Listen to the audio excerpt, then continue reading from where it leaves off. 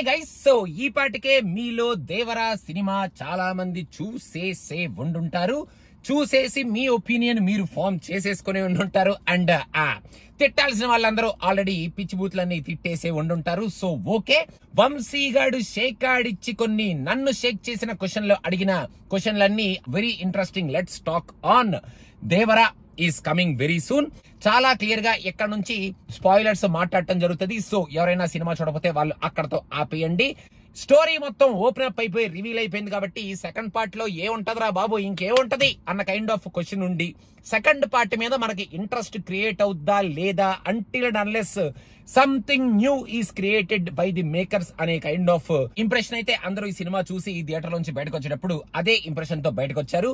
So ఇప్పుడు Devara part 2 గురించి మనం కంప్లీట్ గా పక్కన పెట్టేసి, ఒకవేళ నాకొచ్చిన ఒక చిత్ర విచిత్రమైన థాట్ అనమాట ఇది. ఈ థాట్ బాగుంది అనుకుంటే ఓకే, వెరీ గుడ్ రా అని కింద మీ కామెంట్స్ లో ఈ థాట్ కి సమకూలిన పాయింట్స్ ఏమైనా రాయండి. ఒకవేళ బాగాలేకపోతే ఒరే ఏంట్రా ఈ థాట్ ఏంట్రా అని తిట్టండి, పర్లేదు, నో ప్రాబ్లం, అలవాటు అయిపోయింది నాకు.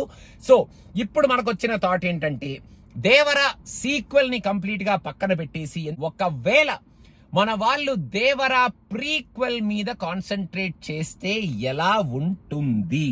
ఎందుకంటే దేవరా అనేది ఆ కొండ మీద ఉండే ఆ 4 గ్రామాలు, అసలు ఈ భయం లేని ఈ వ్యక్తులు, వీళ్ళందరూ వచ్చిన ఆ విధానం, ఒక కొండ, ఆ కొండ వెనకాల ఒక రాజ్యం, ఒక రాజు, ఆ రాజు తెచ్చుకున్న ఒక సైన్యం అన్నట్టు ఒక మంచి ఫోక్లోర్ స్టోరీ లాగా ఈ స్టోరీని మనకి ఇంట్రడ్యూస్ చేస్తారు. కాబట్టి ఈ ఫోక్లోర్ స్టోరీ మీదే బ్యాంక్ అయ్యి మరి ఓ పురాతనంగా ఓ మేకప్లు, ఆర్టిస్టిక్ గెటప్లు అలాంటివన్నీ ఏమి ఉండాల్సిన అవసరం లేదు. కానీ ఒక మంచి సెటప్ తో కొంచెం అలా పీరియడ్ లోకి వెళ్లి ఈ ఆర్మీని, ఈ సైన్యాన్ని మనకి చూపిస్తూ ఆ సైన్యం ఎలా ఫామ్ అయింది, ఆ 4 కొండ మీద ఉన్న ఆ గ్రామాలు ఎలా ఫామ్ అయినాయి, ఈ సైన్యం మధ్యలో ఉన్న కైండ్ ఆఫ్ రిలేషన్షిప్ ని మనకి చూపిస్తూ, ఈ సైన్యం అసలు ఆ కుస్తీ పోటీ, ఆ ఆయుధాలకి పూజ చేయాలి అన్న కైండ్ ఆఫ్ ఆ కాన్సెప్ట్ ఎలా వచ్చింది అనేది మనకి చూపిస్తూ, ఈ సైన్యం ఆ సముద్రం మీదకి వచ్చే, ఆ సముద్రం నుంచి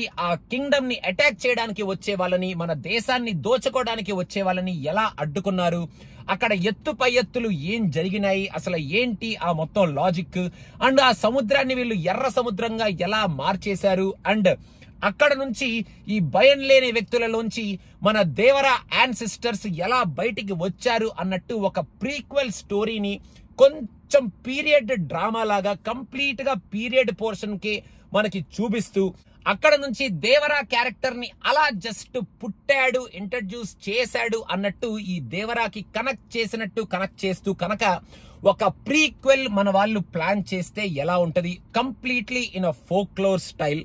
ఎందుకంటే ఎన్టీఆర్ గారు అలాంటి గెటప్పుల్లో చింపేస్తారు. అండ్ ఆ సైన్యానికి, ఆ రాజ్యానికి, ఆ రాజ్యాన్ని ప్రొటెక్ట్ చేసే ఈ భయం లేని వీరులకి, ఆ తెగకి అక్కడ జరిగే ఆ కుస్తీ పోటీలని చెప్పాలా, ఆయుధ పూజలను చెప్పాలా, లేకపోతే అక్కడ జరిగిన ఆ 4 గ్రామాలకి ఒక్కొక్కరికి ఒక్కొక్క స్కిల్ ఉండడం, ఆ స్కిల్ ని ఒకళ్ళు ఎలా వాడుకున్నారు, ఆ స్కిల్ తో శత్రువుల్ని ఎలా పోరాడారు, అండ్ ఆ కింగ్డమ్ లో ఎత్తుపై ఎత్తులు ఎలా ఉంటాయి, వీటన్నిటి మీద కాన్సన్ట్రేట్ చేసి ఒక ఇంట్రెస్టింగ్ స్టోరీ లేని మనం ముందుకు తీసుకురావచ్చు కదా.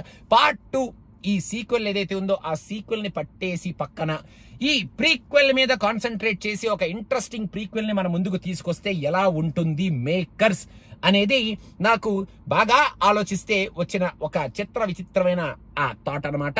మనకి ఇప్పుడు దేవరాలో ఒక వరల్డ్, ఆ వరల్డ్ కి కావాల్సిన సెటప్, అక్కడ వాళ్ళకి కావాల్సిన ఆ అంబియన్స్ కానీ, టెక్నికల్ ఆస్పెక్ట్స్ కానీ అన్ని వీళ్ళు ఫిగర్ అవుట్ చేసేసారు. కాబట్టి ఈ ఫోక్లోర్ ప్రీక్వెల్ స్టోరీ చెప్పడం మన వాళ్ళు ఈజీగానే చెప్పగలుగుతారు, ఒకవేళ కాన్సన్ట్రేట్ చేసి ఒక interesting story and with interesting presentation కనుక మన ముందుకి తీసుకురాగలిగితే అన్న ఉద్దేశంతో నాకు వచ్చిన థాట్ అనమాట ఈ ప్రీక్వెల్ థాట్ అనేది.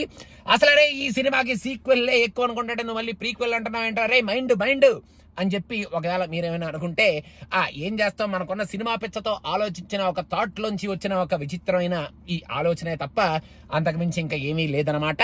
నాలాగా సీక్వెల్ లో ఏముందిరా బాబు, సీక్వెల్ లో ఇంకా ఏం తీస్తారు అని ఆలోచించే మీ అందరూ ఆ థాట్ ని పక్కన పెట్టేసి ప్రీక్వెల్ లో ఏముంటది అన్న కైండ్ ఆఫ్ థాట్ లో మీ సినిమా పిచ్చతో అలా మీ టైం ని వేస్ట్ చేసుకుంటారు అని జస్ట్ ఈ ఐడియాని మీ అందరితో షేర్ చేసుకోవడం జరుగుతుంది అనమాట. ఈ ప్రీక్వెల్ కాన్సెప్ట్ అసలు ఎలా ఉంది అనేది ఒకసారి ఆలోచించి మీరు తిట్టాల్సిన అనుకున్నవన్నీ కింద తిట్టేస్తే చాలా బాగుంటుంది అనమాట. సో అదనమాట సంగతి గైస్, అదే నేను మీకు చెప్పాలనుకుంటున్న ఈ point. Thank you so much and more videos తో మేము ముందుకు వస్తున్నాం. Stay tuned and also mention your comments with lot of బూతులు. I'm okay with that. Thank you so much. Bye bye.